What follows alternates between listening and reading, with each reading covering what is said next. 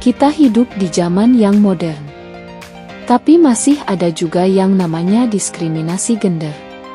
Emang diskriminasi gender masih zaman ya? Diskriminasi gender di sini maksudnya ada perbedaan antara perlakuan seseorang yang bergender pria dengan yang bergender wanita. Jadi gender itu apa sih?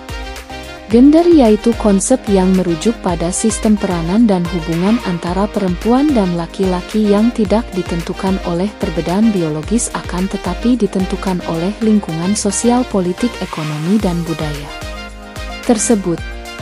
Lalu diskriminasi gender itu apa? Jadi diskriminasi gender atau perbedaan gender sesungguhnya tidaklah menjadi masalah sepanjang tidak melahirkannya ketidakadilan gender. Ketidakadilan gender merupakan sistem dan struktur di mana baik kaum laki-laki dan kaum perempuan menjadi korban dari sistem tersebut.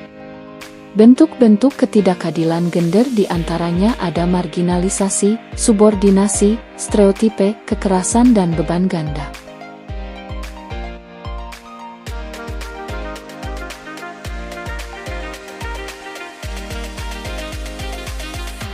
Ketidakadilan telah terjadi di semua bidang mulai dari yang terendah hingga yang leo internasional.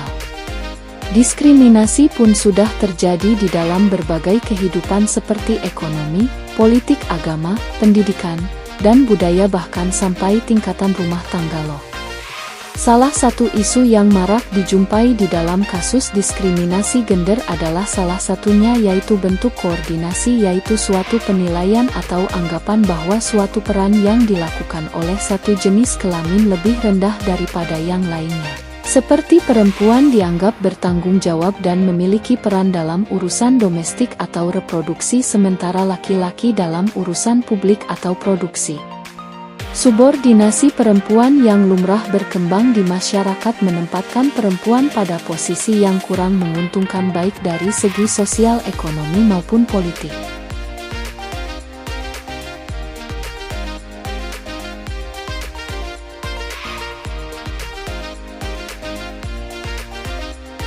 Contoh ketidakadilan koordinasi di sekitar kita yaitu pendapat suami yang lebih utama atau yang paling berpengaruh daripada pendapat istri, malah pendapat istri cenderung tidak didengarkan.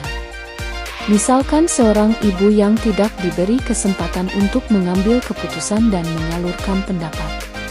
Kemudian masih sedikitnya jumlah perwakilan perempuan dalam dunia politik dan dalam dunia kerja, masih sedikitnya jumlah perempuan yang bekerja pada posisi atau peran pengambilan keputusan dibanding laki-laki. Oleh sebab itu untuk menghilangkan ketidakadilan gender tersebut diperlukan adanya kesetaraan gender. Kesetaraan gender lebih dimaknai sebagai kesamaan kondisi bagi laki-laki dan perempuan untuk memperoleh kesempatan serta hak-haknya sebagai manusia dalam berperan dan berpartisipasi di segala bidang. Jadi diantaraan gender bukan hanya dimaknai dari segi perbedaan fisik antara laki-laki dan perempuan saja. Diantaranya itu tujuan dan target kesetaraan gender diantaranya mengakhiri segala bentuk diskriminasi terhadap kaum perempuan dimanapun. Kemudian menghapuskan segala bentuk kekerasan terhadap kaum perempuan di ruang publik dan pribadi. Mengenali dan menghargai pekerjaan pengasuh dan pekerjaan rumah tangga yang tidak dibayar melalui penyediaan pelayanan publik, infrastruktur, dan kebijakan perlindungan sosial. Dan yang terakhir, menjanji partisipasi penuh dan aktif dan kesempatan bagi perempuan untuk memimpin di semua tingkatan pengambilan keputusan dalam kehidupan politik, ekonomi, sosial, dan masyarakat.